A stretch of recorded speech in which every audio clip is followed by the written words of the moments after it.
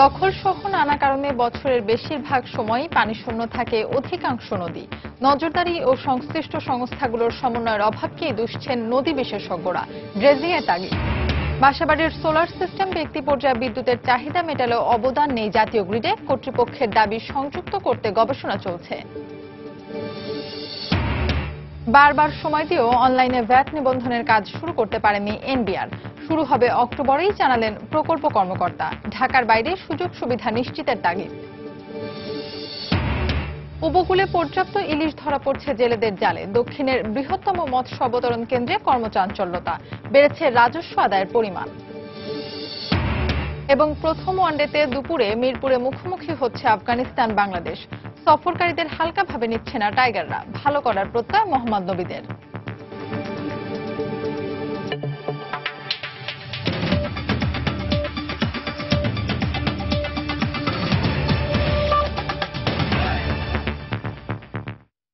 সময় সংবাদের সঙ্গে আছি আমি ফাহমিদা মৌটুসী। দখল ও দূষণের ছোবলে মুমূর্ষ ঢাকার 4টি নদী। অবৈধ দখলে যেমন ক্রমান্বয়ে নদীগুলো ছোট হয়ে আসছে, তেমনি বর্জ্য অব্যবস্থাপনার কারণে বিপজ্জনক মাত্রায় দূষিত নদীর পানি যা পরিশোধন করেও ব্যবহারের অনুপযোগী হয়ে পড়ছে। বিশেষজ্ঞরা বলছেন সমন্বয়হীনতা, আর নদী কমিশন বলছে লোক সংকটের কারণে সম্ভব হচ্ছে না অধিকাংশ পরিকল্পনা বাস্তবায়ন। কামরুজ্জামান মামুনের প্রতিবেদন। দখল, ভরাট, আবর্জনা নিক্ষেপ নানাবিধ কারণে রাজধানীর নদীগুলো হারিয়েছে নিয়মিত গতি ও ছন্দ। কোনো কোনো অংশ স্রোতহীন হয়ে রূপ নিয়েছে আবর্জনার ভাগাড়ে। ঢাকা ঘিরে থাকা 4 নদী শীতলক্ষ্যা, তুরাগ, বালু ও বুড়িগঙ্গার প্রায় একই দশা। বর্জ্যের মিশ্রণে নদীর পানি সবর্ণ হারিয়ে কোথাও রং নিয়েছে লালচে, আবার কোথাও কালো। আর দখলের চিত্র তো আরও বেশি। সীমানা পিলার ছাড়িয়ে নদীর ভেতরে গড়ে তোলা হয়েছে স্থায়ী ও অস্থায়ী স্থাপনা। পাশাপাশি নদীর ভেতরে বালু ভরাট করে চলছে ব্যবসা। মোহাম্মদপুর বেড়িবাঁধ এলাকায় নদীর জমি ভরাট করে গড়ে তোলা হয়েছে গ্যারেজ। কথা বলতে গেলে অনেকে এড়িয়ে যান। মাসুদ ভাইয়ের ওরা এই জায়গাটা ভরাট করছে। মাসুদ ভাই তো মনে করেন যে এটা আবার সঠিক, কিন্তু বাড়াটা নেয় না। বাড়ানে কিন্তু তাদের পোলা পানি নেয়। স্থানীয় এই নেতার ফোন নম্বর সংগ্রহ করে ফোন দিলে ওপাশ থেকে জানানো হয় তিনি মাসুদ নন। আপনারা তো জানেন যে এটা নদী ছিল, এই নদীটা ওরা ভরাট করছে। আপনি মাসুদ না? না না না, মাসুদের নাম্বার বলে যে এই নাম্বারটা দেয়া হলো আমাকে। না না, এটা মাসুদের নাম্বার, এটা আমার। এই নদী বিশেষজ্ঞের মতে অভাব রয়েছে পর্যাপ্ত নজরদারির, অভাব রয়েছে সংশ্লিষ্ট সংস্থাগুলোর সমন্বয়ের। মাঝে এগুলো মনে হবে চর, আসলে চর না, এগুলো দখল করা হয়েছে। এই নদীগুলো জৈবিকভাবে মুমূর্ষ। যারা এই দখলগুলো দেখবে না, তারা হলো এটা নজরদারি করে নাই, বা তারা কোনো কোনো ক্ষেত্রে পেছনের দরজা দিয়ে তারা এক ধরনের সহযোগিতা করেছে। তাই মেনে নদী কমিশন বলছে লোক সংকট ও পরিবেশ অধিদপ্তর সহ অন্যান্য সেবা সংস্থাগুলোর আগ্রহের কমতি রয়েছে নদী পুনরুদ্ধারে। এই নদী রক্ষার জন্য তেমন কোনো গুরুত্বপূর্ণ সিদ্ধান্ত বা কাজ কেউ কোনো ডিপার্টমেন্ট বা কোনো মিনিস্ট্রি করেনি। এক্ষেত্রে আমি পরিবেশ অধিদপ্তরের তারা সেরকম ভাবে সফল হয়নি, বরং যদি খুব নেকেডলি বলি তারা ব্যর্থই হয়েছে। আমরা এখন এগুলোকে আইডেন্টিফাই করতে চাই কে তারা এই দায়ী। প্রভাবশালী ও রাজনৈতিক মদতপুষ্টদের নদী দখল এবং সেই দখল করা জায়গায় দেদারসে ফেলা হচ্ছে শিল্প কারখানার বর্জ্য। বিশেষজ্ঞরা বলছেন ভাববার সময় নেই। রাজধানীর চারপাশের নদীগুলোকে পুনরুদ্ধারে এখনই যদি প্রয়োজনীয় পদক্ষেপ না নেওয়া যায়, তাহলে এর দীর্ঘমেয়াদী প্রভাব পড়বে নগর জীবনে। কামরুজ্জামান মামুন, সময় সংবাদ, ঢাকা। বর্ষা মৌসুমে কেবল 3 মাস পানি থাকলেও বছরের বেশিরভাগ সময় পানিশূন্য হয়ে পড়ে বেশিরভাগ নদী। একদিকে চর জেগে উঠছে, অন্যদিকে দখল হয়ে যাওয়ায় ধীরে ধীরে মানচিত্র থেকে হারিয়ে যেতে বসেছে এক একটি নদী। সংশ্লিষ্টরা বলছেন নদী খননের বিকল্প নেই, আর এই কাজের জন্য বরাদ্দ করা অর্থ লোপাট হয়ে যাওয়ায় কাজের কাজ কিছুই হয় না বলে অভিযোগ তাদের। এদিকে নদী খননের আশ্বাস দিলেন নৌপরিবহন মন্ত্রী হেদায়েতুল ইসলাম বাবুর প্রতিবেদন। ক্যামেরায় ছিলেন ওবায়দুল ইসলাম। গাইবান্ধা শহরের পাশ দিয়ে বয়ে চলা এই নদীর নাম আলাই। ঘাঘর থেকে উৎপত্তি হয়ে গোবিন্দগঞ্জ উপজেলায় মিশেছে কাটাখালী নদীর সাথে। 44 কিলোমিটার দৈর্ঘ্যের আলাই নদী ছিল এই অঞ্চলের মানুষের জীবন জীবিকার উৎস। কালক্রমে ভরাট হতে হতে নদীটি এখন মৃতপ্রায়। পানিটালা প্রত্যাহার করার ফলে আমাদের দেশে অসংখ্য ছোট নদী মরে যাবে। ফলে আমাদের পরবর্তী প্রজন্ম মরুভূমির মুখোমুখি দাঁড়াবে। ভাটিয়ালি ভাওয়াইয়া গান, যেটা যে নদী থেকে এই গানগুলোর উৎপত্তি, সেই গানগুলো কিন্তু আমাদের হারিয়ে যাচ্ছে। সেটা হলো একমাত্র কারণ কিন্তু নদী। সারা বছর নদ নদীগুলোতে পানি না থাকায় নদী নির্ভর বিভিন্ন পেশার মানুষের জীবন জীবিকা বিপর্যয়ের মুখে পড়েছে। নদীর তলদেশ ভরাট হয়ে যাওয়ায় বন্যার পানিতে ভেসে যায় গ্রামের পর গ্রাম। আবার পানি নেমে গেলেই দেখা দেয় তীব্র ভাঙন। বরাদ্দ হয়েছে, স্যাংশন হয়েছে, কাজ শুরু হবে, কই নাই তো। ঘাটের মধ্যে মাছ নাই, এখন কিভাবে আমরা জীবন যাপন করে? নদীটার পানি ঘুরে দেওয়া যায়, তাহলে আমাদের কঞ্চিপাড়া তথা গাইবান্ধা জেলা নদী ভাঙন থেকে রক্ষা পাবে। বিশিষ্টজনদের অভিযোগ, নদী শাসনের জন্য প্রতি বছর সরকার অর্থ বরাদ্দ দিলেও তার যথাযথ ব্যবহার হয় না। কয়টা ব্লক ফেললো, কয়টা বোল্ডার ফেললো, কিংবা কয় বস্তা মাটি ওখানে ফেলে নদী ঢাকাবার ব্যর্থ চেষ্টা করা হলো, এর কোনো হিসাব কিতাব নাই। যেহেতু ওইটার কোনো হিসাব নাই, অর্থ লোপাটেরও কোনো হিসাব থাকে না। অবশ্য নৌ পরিবহন মন্ত্রী জানালেন, নদীগুলোর নাব্য ফিরিয়ে আনতে সরকার নদী খননের কাজ শুরু করবে। আমাদের 53টি নদীপথ খনন এবং পরবর্তীতে আরো 53টি এবং বিশেষ নদী 12টি, মোট 118টি নদী আমরা খনন করব। ব্রহ্মপুত্র নদ ছাড়াও তিস্তা, করতোয়া, ঘাঘট, আলাই, মানস ও বাঙালি নদী গাইবান্ধার মধ্য দিয়ে প্রবাহিত হয়। এর মধ্যে ভরাট হয়ে গেছে করতোয়া। হেদায়েতুল ইসলাম বাবু, সময় সংবাদ, গাইবান্ধা। একই অবস্থা রংপুর অঞ্চলের নদ নদীগুলোর। একসময় প্রমত্তা অনেক নদী অস্তিত্ব সংকটে, সেগুলো টিকে আছে, সেগুলো পরিণত হয়েছে মৌসুমী নদীতে। নদী রক্ষায় কখনোই হয়নি কার্যকর কোনো ব্যবস্থা না নেয়ায় প্রভাব পড়ছে জীববৈচিত্র্যের উপর। বিশেষজ্ঞের মতে নদী রক্ষায় সরকারি উদ্যোগ জরুরি। শাকিল মাহমুদের ক্যামেরায় মানিক সরকারের রিপোর্ট।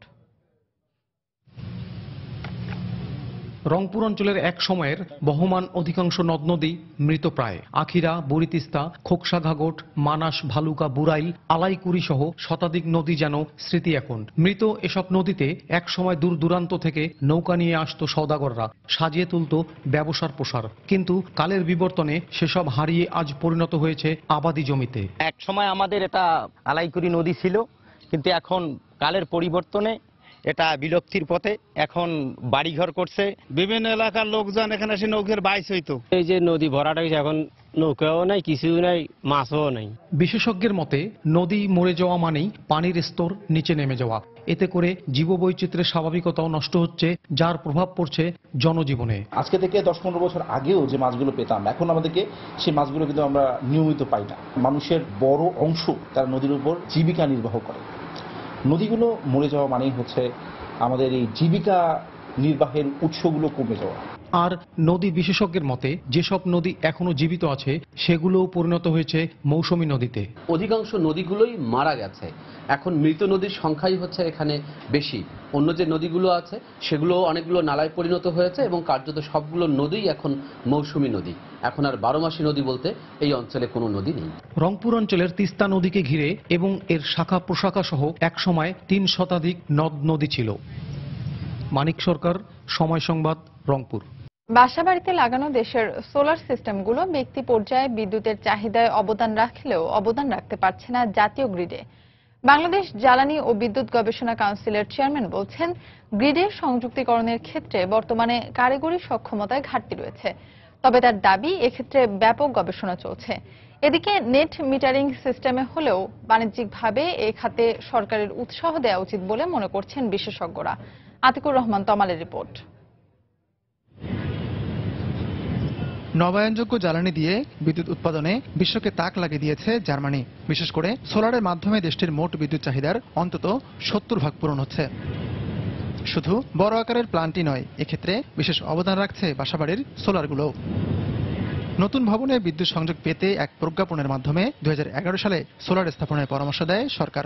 এতে বলা হয়, ভবনের অন্তত 3% বিদ্যুৎ চাহিদা মেটাতে হবে সোলার থেকে, তবেই মিলবে নতুন সংযোগ। সংযোগ পেতে সেই থেকে ব্যাপক পরিসরে সোলার স্থাপন শুরু হয়। কিন্তু নামমাত্রা লাগানো সেসব সোলারের এখন অনেকগুলো নষ্ট।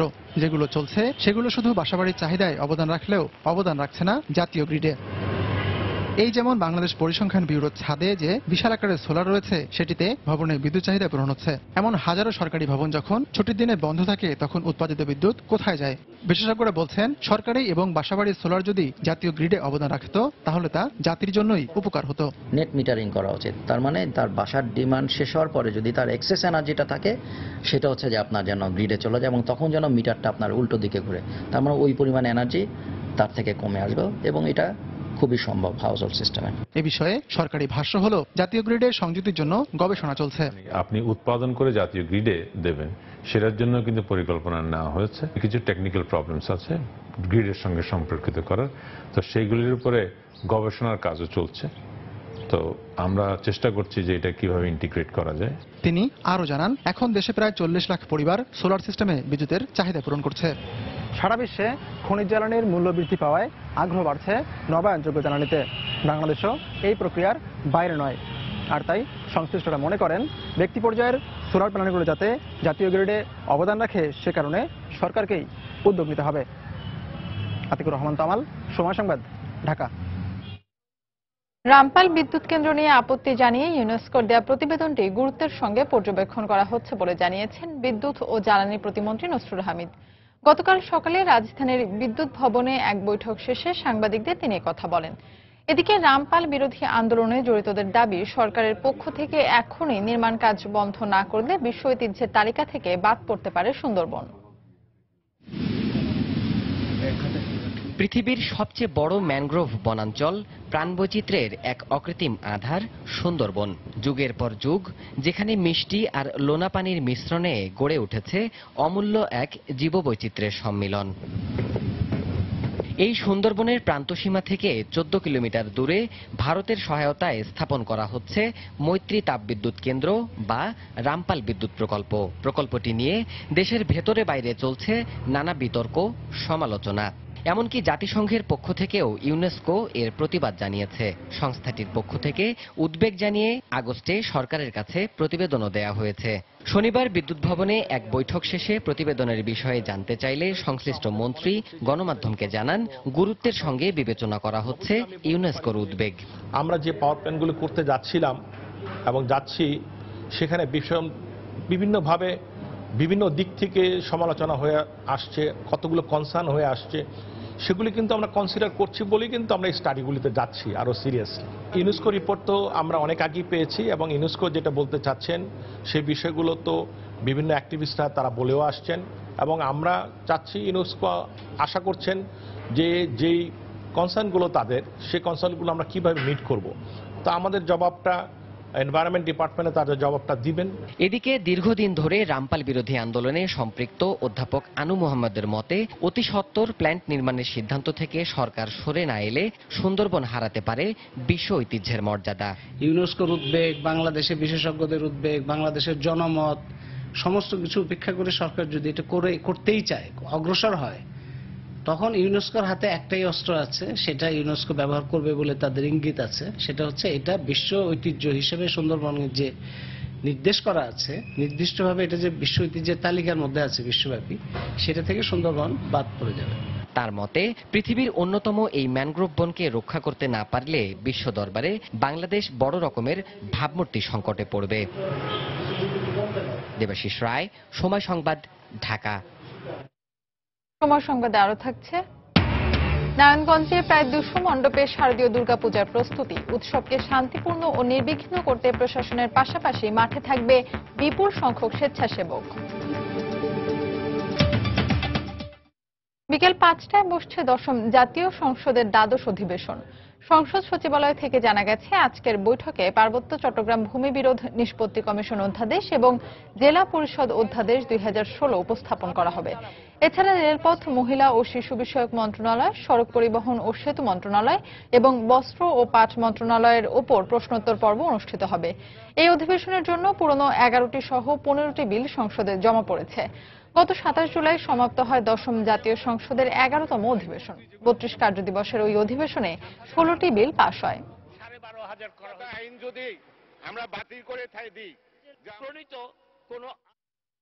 নতুন নির্বাচন কমিশন গঠন নিয়ে উত্তপ্ত হচ্ছে দেশের রাজনৈতিক অঙ্গন। আলোচনা হচ্ছে নির্বাচন কমিশন গঠনের জন্য সম্ভাব্য সার্চ কমিটি নিয়েও। আগামী জাতীয় নির্বাচন অবাধ ও সুষ্ঠু করতে নতুন কমিশন গঠনের জন্য সার্চ কমিটিকে রাজনৈতিক প্রভাবমুক্ত করার দাবি জানিয়েছে বিএনপি। অন্যদিকে ক্ষমতাসীন আওয়ামী লীগ বলছে সাংবিধানিক ক্ষমতা বলেই রাষ্ট্রপতি গ্রহণযোগ্য নির্বাচন কমিশন গঠন করবেন। আগামী বছরের ফেব্রুয়ারি মাসে মেয়াদ শেষ হতে যাচ্ছে বর্তমান নির্বাচন কমিশনের। নতুন নির্বাচন কমিশন গঠন নিয়ে তাই দেশের রাজনৈতিক অঙ্গনে চলছে নানা হিসাব নিকাশ, চলছে আলোচনা পর্যালোচনা। এ পরিস্থিতিতে শনিবার ঢাকা রিপোর্টার্স ইউনিটিতে এক আলোচনা সভায় বিএনপি মহাসচিব মির্জা ফখরুল ইসলাম আলমগীর বলেন, জনগণের নির্বাচিত সার্চ কমিটি গঠন করে নতুন নির্বাচন কমিশন গঠন করতে হবে। নির্বাচন পরিচালনা করবে সম্পূর্ণভাবে নিরপেক্ষ নির্বাচন কমিশন। সেই নির্বাচন কমিশন গঠন করতে আপনাদের নির্বাচিত সার্চ কমিটি নয়, জনগণের নির্বাচিত সার্চ কমিটির দ্বারা সেই নির্বাচন কমিশন গঠিত হবে। অর্থাৎ জনগণের মতামতের ভিত্তিতেই সেটাকে সেই নির্বাচন কমিশন গঠন করতে হবে। অন্যথায় আপনারা যে উদ্যোগই গ্রহণ করেন না কেন, সেই উদ্যোগ জনগণ সমর্থন করবে না। তবে ক্ষমতাসীন দল আওয়ামী লীগের বিশ্বাস, রাষ্ট্রপতি সাংবিধানিক ক্ষমতা বলেই গ্রহণযোগ্য নির্বাচন কমিশন গঠন করবেন। সার্বজনীন গ্রহণযোগ্য হয় সেই ধরনের নির্বাচন কমিশন গঠনের ব্যাপারে আওয়ামী লীগ সবসময় একমত পোষণ করে আসছেন। আমাদের মহামান্য রাষ্ট্রপতি নির্বাচন কমিশন গঠনের আগে আমরা বিশ্বাস করি যে উনি এমন উদ্যোগ নেবেন যে নির্বাচন কমিশন সকলের কাছে গ্রহণযোগ্য হন।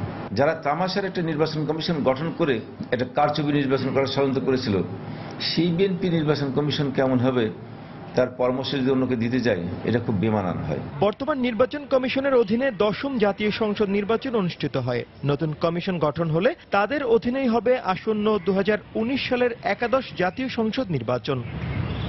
তানিন মেহেদি, সময় সংবাদ, ঢাকা। কুড়িগ্রামের পূর্বছাট কড়াইবাড়ির সীমান্তে বিএসএফ এর গুলিতে বাহারুল ইসলাম নামে বাংলাদেশি এক গরু ব্যবসায়ী নিহত হয়েছেন। এ ঘটনায় জাকির নামে অপর এক গরু ব্যবসায়ী আহত হন। বিজিবি জানায়, ভোরে রৌমারী উপজেলার পূর্বছাট কড়াইবাড়ি গ্রামের বাহারুল ইসলাম ও জাকির হোসেন সহ কয়েকজন বাংলাদেশি ভারতের সীমান্ত এলাকা দিয়ে গরু আনতে যায়। এ সময় বিএসএফ এর টহল দল তাদের লক্ষ্য করে গুলি ছোড়ে। এতে ঘটনাস্থলে গুলিবিদ্ধ হয়ে বাহারুল নিহত ও জাকির আহত হন। এই ঘটনায় সকালে বিজিবির পক্ষ থেকে পতাকা বৈঠকের প্রস্তাব পাঠানো হলেও কোনো সাড়া দেয়নি বিএসএফ। 2 দিন আগে একই উপজেলার গয়টাপাড়া সীমান্তে বিএসএফ এর গুলিতে দুখু মিয়া নামে অপর এক বাংলাদেশি নিহত হন।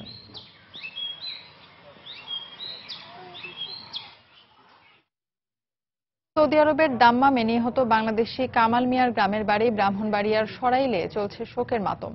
প্রিয়জনকে হারিয়ে শোকে পাগল প্রায় স্বজনরা। পরিবারের সচ্ছলতা আনতে 2000 সালে সৌদি আরব পাড়ি জমান সরাইল উপজেলার কোট্টাপাড়া গ্রামের কামাল মিয়া। 3 সন্তানের জনক কামাল মিয়া কোরবানির ঈদের ছুটি শেষে গত 20 সেপ্টেম্বর সৌদি আরবে ফিরে যান। মাত্র 4 দিনের মাথায় গতকাল সৌদি আরবের স্থানীয় সময় 9টার দিকে দাম্মামে গভীর নলকূপ স্থাপনের সময় পাইপের ভেতর পড়ে গিয়ে তার মৃত্যু হয়। কামাল মিয়ার সন্তানরা আর কখনোই দেখতে পাবে না বাবাকে। একমাত্র উপার্জনক্ষম ব্যক্তিকে হারিয়ে অসহায় হয়ে পড়েছে পরিবার। নিহতদের মরদেহ দ্রুত দেশে ফিরিয়ে আনার দাবি জানিয়েছেন স্বজনরা।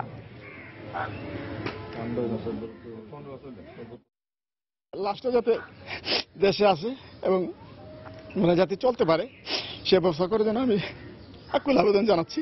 সরকারের কাছে এটাই আবেদন করতে চাই যে আমার আব্বার লাশটা যাতে দ্রুতভাবে দেশে ফিরে। 3টা ছেলে আছে ছোট ছোট, আমরা চাই সংসারটা যাতে ভবিষ্যতে যাতে সচ্ছল চলতে পারে, যেন সরকার আমাদের দাবি থাকবে। ফরিদপুরে মৃত ঘোষণা করার পর জীবিত শিশুটিকে উন্নত চিকিৎসার জন্য ঢাকায় আনা হয়েছে। গতকাল বিকেলে একটি হেলিকপ্টারে করে তাকে ঢাকায় আনা হয়। পরে তাকে নেওয়া হয় স্কয়ার হাসপাতালে। সেখানে চিকিৎসকরা জানান শিশুটির হৃদযন্ত্রের ক্রিয়া ও শ্বাস প্রশ্বাস স্বাভাবিক রয়েছে। তাকে প্রয়োজনীয় চিকিৎসা দেয়া হচ্ছে। এদিকে শিশুটির উন্নত চিকিৎসার জন্য আরও অর্থ সাহায্য প্রয়োজন বলে জানিয়েছেন তার বাবা নাজমুল হুদা। গত বুধবার মধ্যরাতে ফরিদপুরে একটি বেসরকারি হাসপাতালে 5 মাস 22 দিনের মাথায় শিশুটি ভূমিষ্ঠ হওয়ার পর তাকে মৃত ঘোষণা করেন চিকিৎসক। এর প্রায় 5 ঘন্টা পর দাফনের আগে কেঁদে ওঠে শিশুটি। পরে 2 দিন ফরিদপুর শিশু হাসপাতালে নিবিড় পর্যবেক্ষণে রাখা হয় তাকে। পরিবারের পক্ষে ব্যয়বহুল চিকিৎসার সামর্থ্য না থাকায় নাম প্রকাশে অনিচ্ছুক এক ব্যক্তির সহায়তায় শনিবার উন্নত চিকিৎসার জন্য শিশুটিকে ঢাকায় আনা হয়।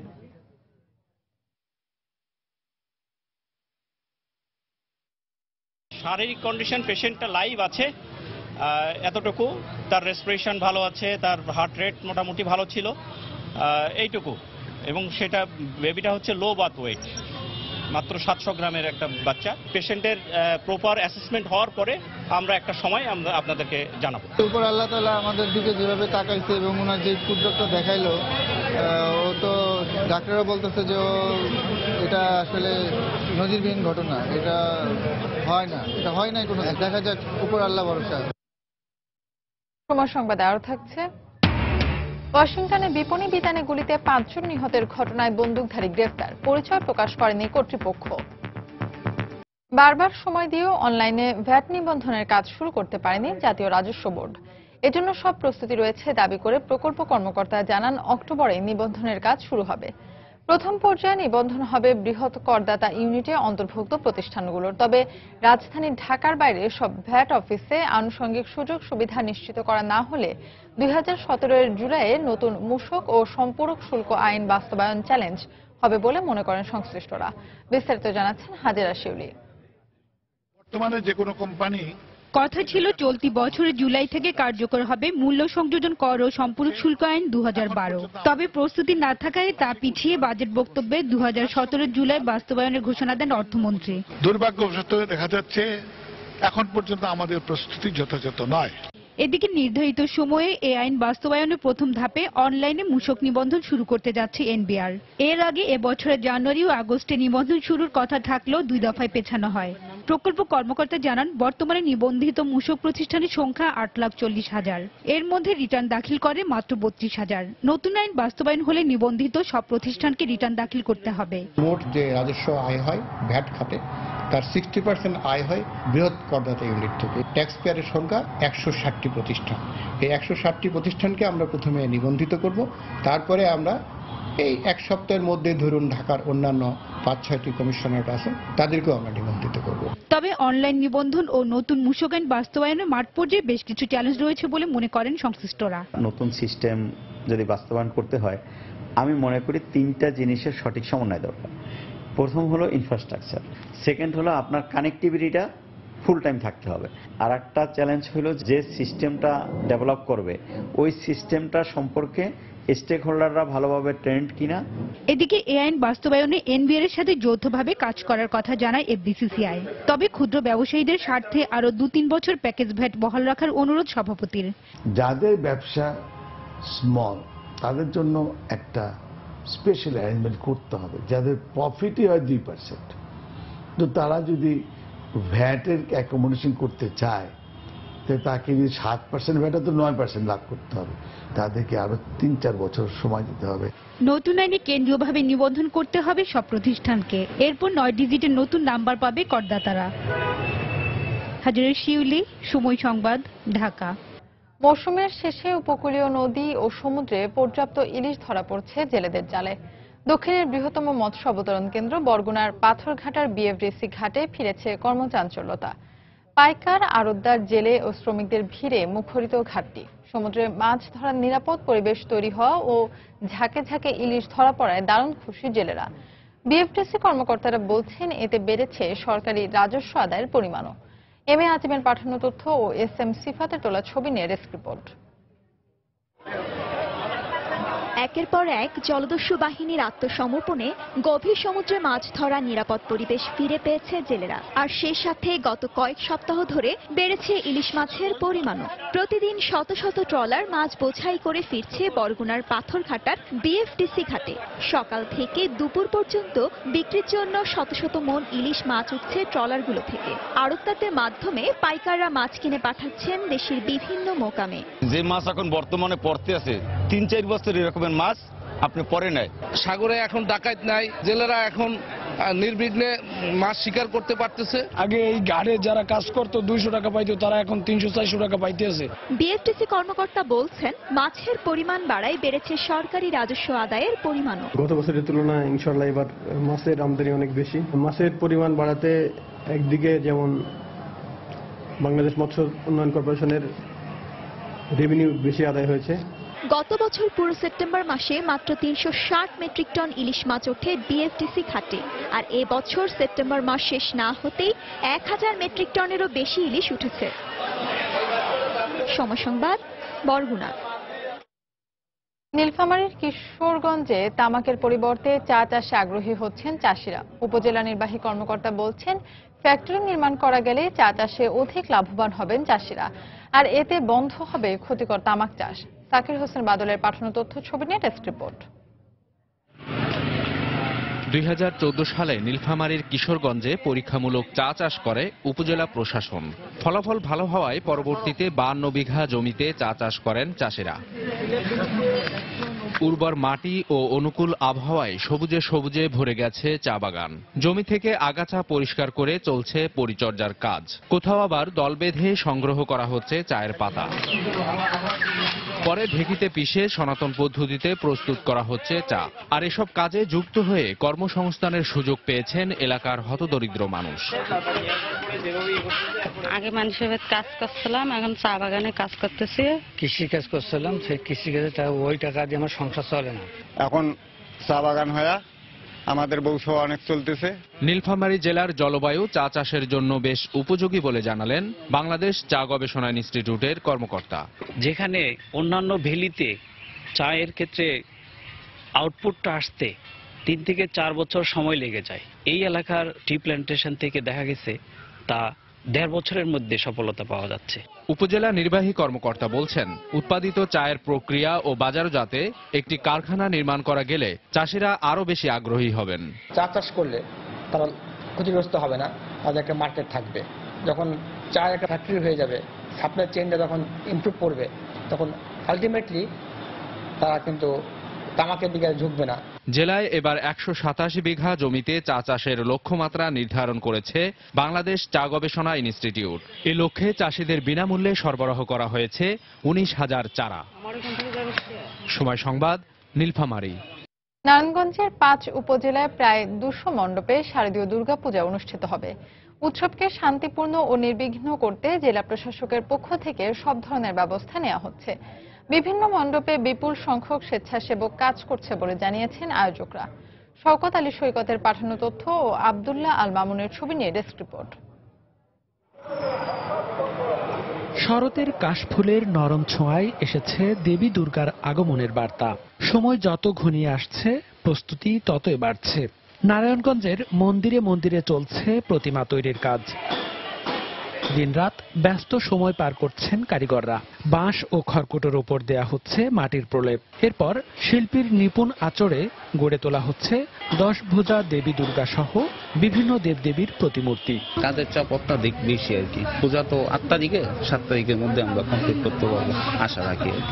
জঙ্গি হামলা পরিস্থিতির জন্য আতঙ্ক বিরাজ করছে মানুষের মাঝখানে।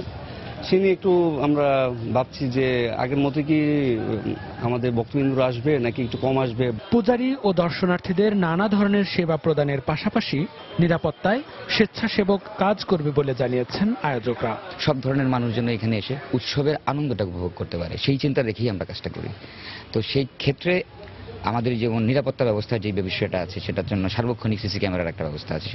টানবাজার, সাহাপাড়া, উকিলপাড়া, রামকৃষ্ণ মিশন, দেবক, লক্ষ্মীরঞ্জি রাখা, এগুলির মধ্যে লোকের সমাগম প্রচুর বেশি, যে কারণে ওখানে একটু নজরদারিটা বেশি থাকবে, সিভিল পুলিশ থাকবে, আর আমাদের ভলান্টিয়াররা তো পর্যাপ্ত পরিমাণ থাকবে। এই উৎসবকে শান্তিপূর্ণ ও নির্বিঘ্ন করতে সব ধরনের ব্যবস্থা নেওয়া হবে বলে জানিয়েছেন জেলা প্রশাসক। প্রতিটি পূজা মণ্ডপকে আমরা কিছু আর্থিক সহযোগিতা করে থাকি। ইতিমধ্যে আইন শৃঙ্খলা বাহিনীর সাথে আমার কথা হয়েছে এবং আমরা প্রস্তুতি গ্রহণ করেছি যাতে করে শান্তিপূর্ণ এবং নির্বিঘ্নে শারদীয় দুর্গা পূজা উৎসবকে করতে পারি, সেই ব্যাপারে জেলা প্রশাসন সতর্ক রয়েছে। নারায়ণগঞ্জের 5 উপজেলায় এবার 195টি মণ্ডপে শারদীয় দুর্গাপূজা অনুষ্ঠিত হবে। সময় সংবাদ, নারায়ণগঞ্জ। দেশের বাইরের খবর। যুক্তরাষ্ট্রের ওয়াশিংটনে একটি বিপণী বিতানে গুলিবর্ষণে 5 জন নিহতের ঘটনায় অভিযুক্ত বন্দুকধারীকে গ্রেফতার করেছে পুলিশ। তবে তার নাম প্রকাশ করেনি কর্তৃপক্ষ। স্থানীয় সময় শনিবার ওক হারবার শহরের রাস্তা থেকে তাকে গ্রেফতার করা হয়। কোনো ধরনের অঘটন ছাড়াই তাকে গ্রেফতার করা সম্ভব হয়েছে বলে জানায় কর্তৃপক্ষ।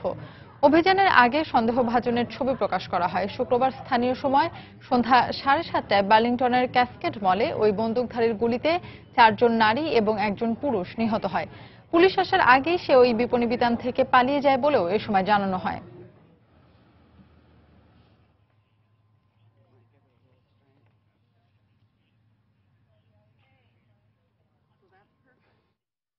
এদিকে ওয়াশিংটনের বার্লিংটনে বিপণী বিতানে বন্দুকধারীর হামলায় 5 জন নিহতের ঘটনায় সেখানকার বাঙালি কমিউনিটিতে বিরাজ করছে চাপ আতঙ্ক।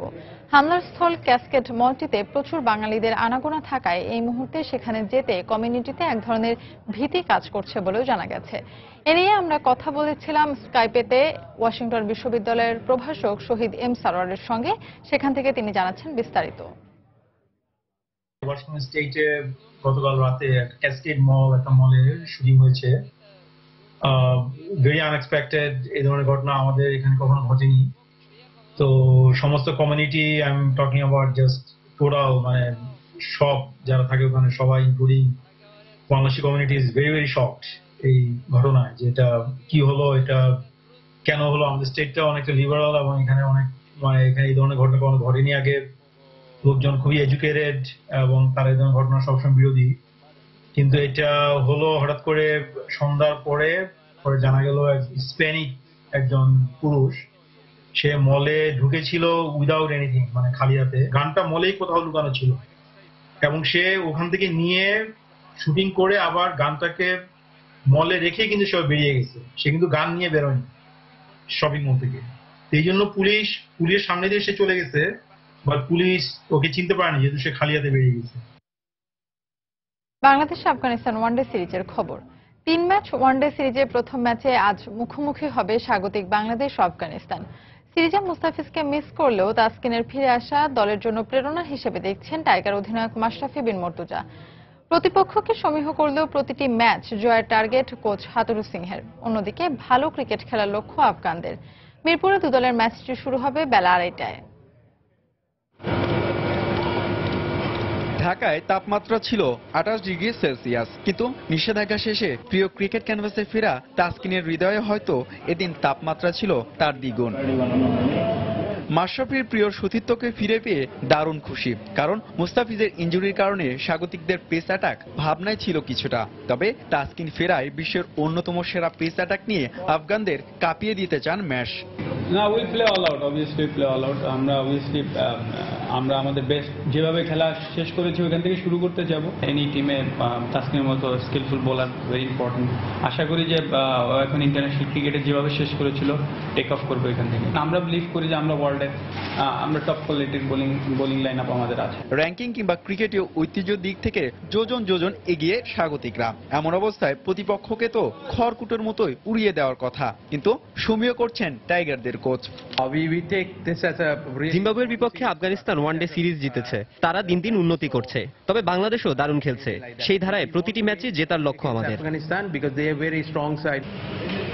অন্যদিকে বিশ্ব ক্রিকেটে আফগানদের পথ চলা হাতে গোনা কয়েক বছর, তাদের দারুণ উন্নতি চোখে পড়েছে। অলরাউন্ডার মোহাম্মদ নবী দলটির বড় বিজ্ঞাপন। শাহজাদ, জাদরান, মঙ্গলরা গলার কাটা হতে পারে যে কোনো প্রতিপক্ষের জন্য, তারপরও জয়ের কথা মুখে আসেনি তাদের। 2 বছর আগে বাংলাদেশের বিপক্ষে ভালো স্মৃতি আছে আমাদের, তারপরেও তারা টেস্ট খেলুড়ে দল। তাদের বিপক্ষে সিরিজ খেলার সুযোগটা আমরা ভালোভাবে কাজে লাগাতে চাই। বেরসিক বৃষ্টির বাধায় 2 দল এদিন প্রস্তুতি নিতে পারেনি শতভাগ। বৃষ্টির ব্যাপারটি মাথায় রেখে অবশ্য পুরো সিরিজে রিজার্ভ ডে রেখেছে বিসিবি। আফগানিস্তানের বিপক্ষে ফেভারিট বাংলাদেশ, এটি প্রমাণে কাউকে ক্রিকেট জ্যোতিষী হতে হবে না। তবে এই আফগানিস্তানের বিপক্ষে 2 বছর আগে এই দেশের মাটিতেই হারের ক্ষত আছে মাশরাফিদের। সেই হারের প্রতিশোধ নেওয়ার সাথে স্পিড স্টার তাসকিন আহমেদের ফেরায় বাংলাদেশ দলের ক্রিকেটাররা হয়ে আছে আহত বাঘের মতোই। হোম অফ ক্রিকেট, মিরপুর থেকে হুমায়ুন কবির রোজ, সময় সংবাদ, Dhaka. Bangladesh premier league football BPL এর খবর। শুরু হচ্ছে Bangladesh premier league football BPL এর 8ম রাউন্ডের খেলা। সিলেট পর্বের প্রথম দিনে মাঠে গড়াবে 2টি ম্যাচ। সিলেট জেলা স্টেডিয়ামে দিনের প্রথম ম্যাচে বিকেল 4:30টায় ব্রাদার্স ইউনিয়নের প্রতিপক্ষ বর্তমান চ্যাম্পিয়ন শেখ জামাল ধানমন্ডি ক্লাব। একই ভেন্যুতে লিগের বিগ ম্যাচে সন্ধ্যা 7:30টায় মুখোমুখি হবে ঢাকা আবাহনী ও শেখ রাসেল ক্রীড়াচক্র। এবারের প্রিমিয়ার লিগের সবচেয়ে বড় ম্যাচ অনুষ্ঠিত হতে যাচ্ছে সিলেটে। পয়েন্ট টেবিল হয়তো সে কথা বলছে না, কারণটা তো স্পষ্টই। ঢাকা আবাহনী যেখানে প্রিমিয়ার লিগের টেবিল টপার, সেখানে প্রতিপক্ষ শেখ রাসেলের অবস্থান টেবিলের তলানিতে।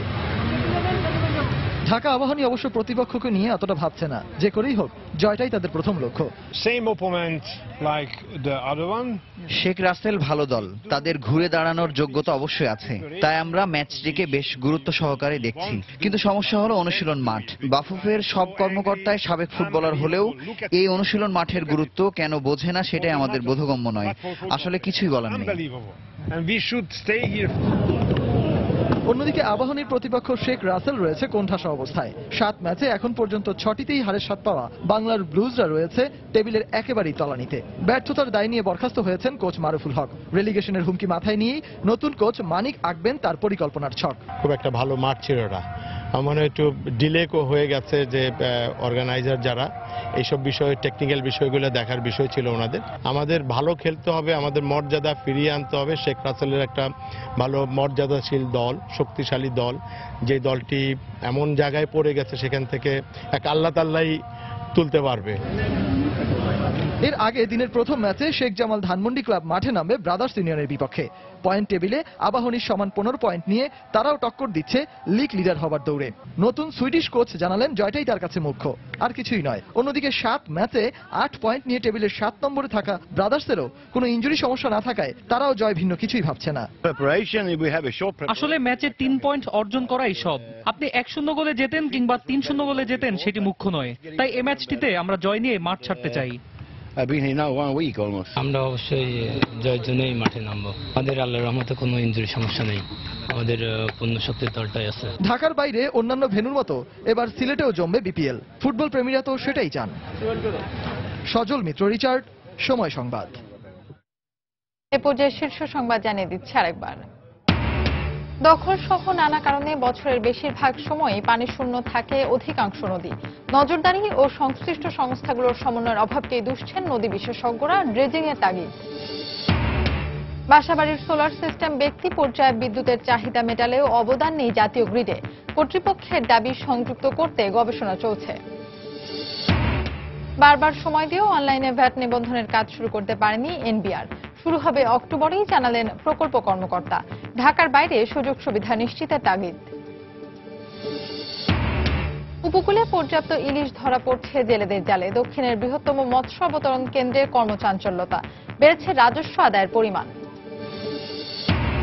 এবং প্রথম ওয়ানডেতে দুপুরে মিরপুরে মুখোমুখি হচ্ছে আফগানিস্তান বাংলাদেশ। সফরকারীদের হালকাভাবে নিচ্ছে না টাইগাররা। ভালো করার প্রত্যয় মোহাম্মদ নবীদের। এই ছিল এখনকার মতো। যে কোনো খবর পেতে ভিজিট করুন সময়.নিউজ.টিভি। যে কোনো বাংলালিংক, রবি ও এয়ারটেল নম্বর থেকে সময় সংবাদের খবর, অনুষ্ঠান সম্পর্কে জানতে এবং যে কোনো তথ্য সময় সংবাদকে জানাতে ডায়াল করুন 16242 নম্বরে। এছাড়া এইমাত্র পাওয়া খবর মোবাইলে পেতে SMS করুন *BN লিখে পাঠিয়ে দিন 16242 নম্বরে। সঙ্গে থাকুন সময়।